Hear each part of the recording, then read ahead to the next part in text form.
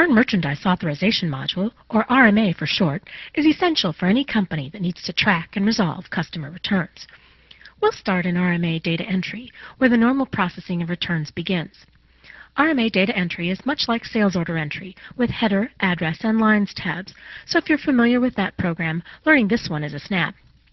Let's run through the process of entering a return when the customer knows the invoice number and the item number that they want to return. First, we click on the Next RMA button to get the next available RMA number and select the customer. Note that the defaults we chose in Setup Options fill in to streamline data entry. The Ship To field is used by the system to automatically create documents if we need to ship product back to this customer. And if we want to have the warehouse personnel inspect the product when it is returned, we check the Inspect on Receipt box. The Address tab shows the details for the Ship To field on the Header tab to verify the mailing address for the RMA and to change the Ship To address for a replacement item. The information here will print on credit memos, orders, and subsequent invoices when they are generated for this item. On the Lines tab, we select the invoice number from the lookup list. Note that all of the items on the invoice appear in the lookup box. The customer tells me that one of the HAN 2-drawer letter files is defective and is unusable, so they want to return it. I ask the customer what action they want taken. Do they want to return it for credit, return it for replacement, or return it for repair? They need this item, so they ask me to send a replacement. The next field here is the Item Action, which determines what we will do with the item after it is returned. The final decision on the item's disposition may need to wait until the product comes in, but I'm going to mark it scrap for now because the customer said it was in pretty bad shape. And I'm going to mark the vendor action as replacement too, so the system will automatically order this from our vendor. The customer now tells me they urgently need this item and want to know if we can ship it to them without waiting to get the return. So I check the Cross-Ship box for this item to start the process of having the replacement cross in the mail with the returned item.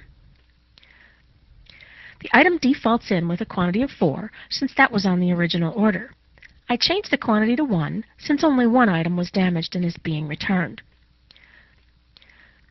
Then I click on the Item Zoom button to see current availability.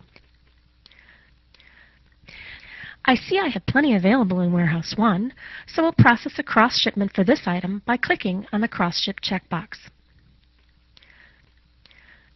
Since this is the only item the customer wishes to return, I click on the Express Sales Order button to instantly create the replacement order. The system verifies that I want to save this RMA before moving to sales order entry.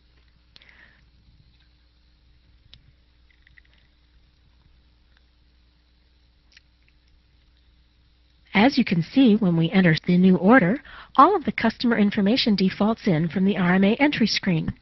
And if we move over to the Lines tab, the item the customer requested appears automatically.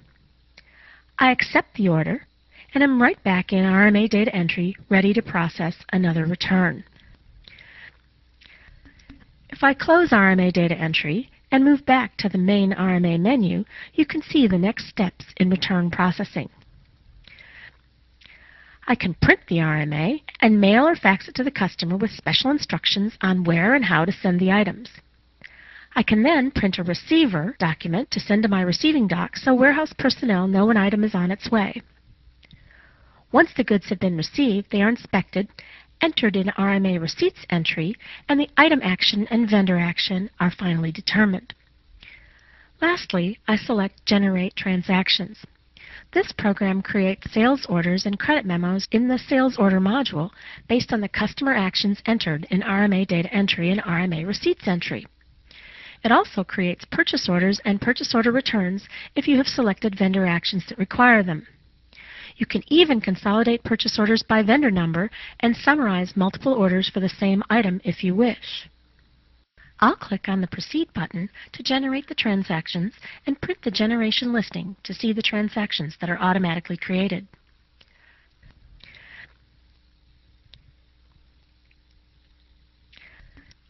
As you can see, the MAS 90 and MAS 200 Return Merchandise Authorization is a powerful tool that streamlines return processing, helping your company maintain a competitive advantage by providing exceptional customer service.